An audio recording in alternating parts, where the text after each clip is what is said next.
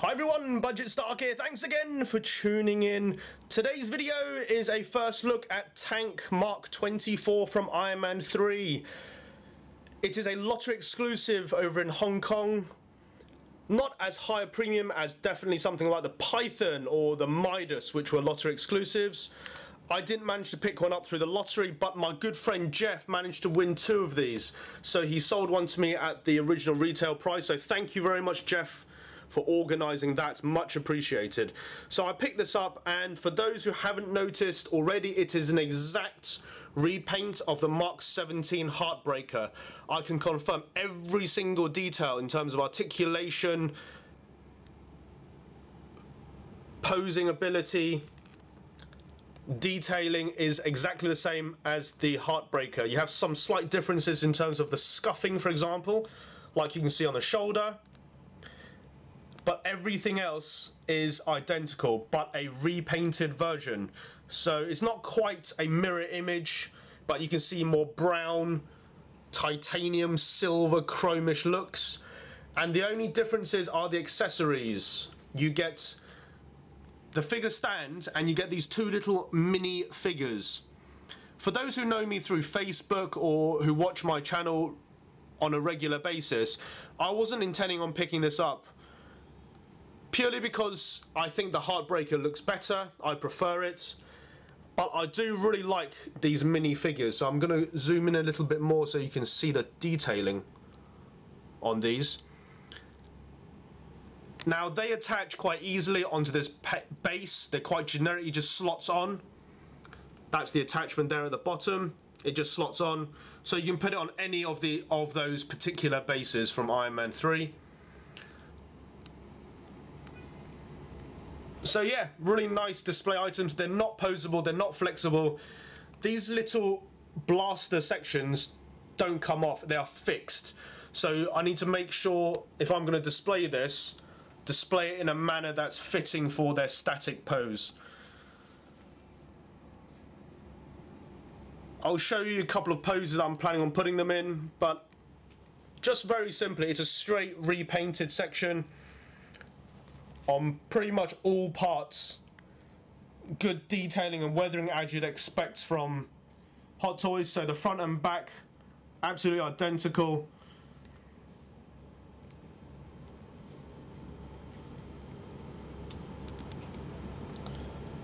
I probably will plan on posing them together, the Tank and the Heartbreaker. The reason being is that they make really good twins in a pose, purely because they're exactly the same but with a significant colour difference, and I think that is quite striking about them.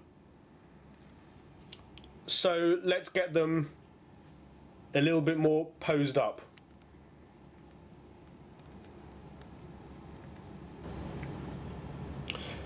I wanted to also add the extra accessories you get are only 3 parts.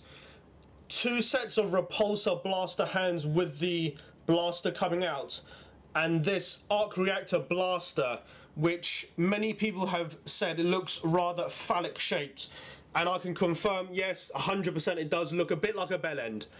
This will fit on the Heartbreaker as well, so I might pose it up with them, mix and match, so to say. So it's quite nice detailing.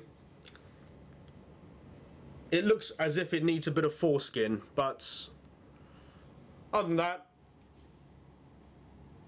not much in terms of accessories at all. I don't think this will be a core Iron Man figure, and probably only hardcore Iron Man collectors will pick this up, because I don't see it being a must for any average collector. So let's check out a few poses I can put them in.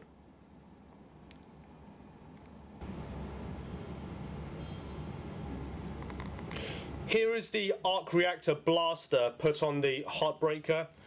It just attaches quite easily onto the chest.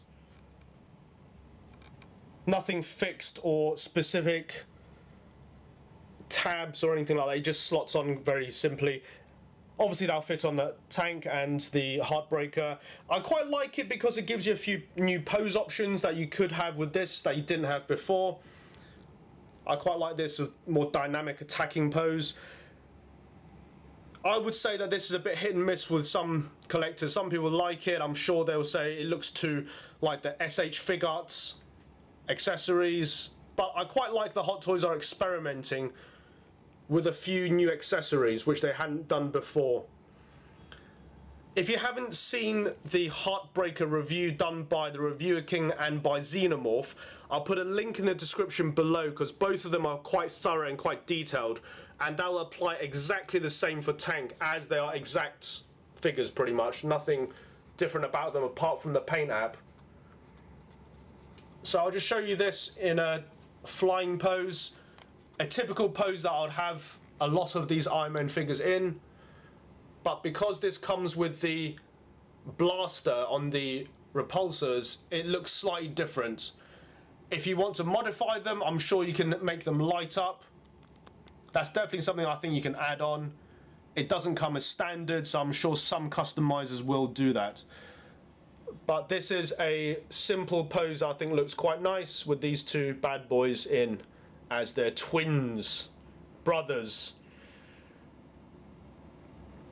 I think I'll do one last pose before closing out this particular video.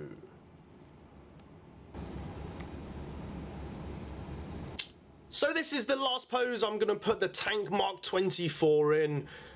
He's fighting off 3 synthetic humans using 2 repulsor blasts and the arc reactor blast. Just showing you some of the pose options you could have him in because of these extra accessories. All in all, a nice figure, not a must for collectors. It's definitely an exclusive because not many people are going to pick this up, mainly because it's not something that's so spectacular, but also it's a replicate of a repaint of the Heartbreaker. So some people prefer the Heartbreaker, some people prefer this. Just something a little bit different in terms of, I think, dynamic poses. If you are a museum pose collector, you definitely won't like these accessories, because these accessories won't really fit in with how you will pose up the rest of your collection. I'm actually going to finish up with a few more pictures I'll show at the end of this video.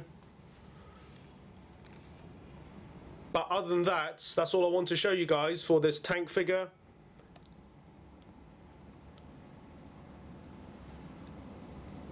Thanks for watching. Catch you all at the next video.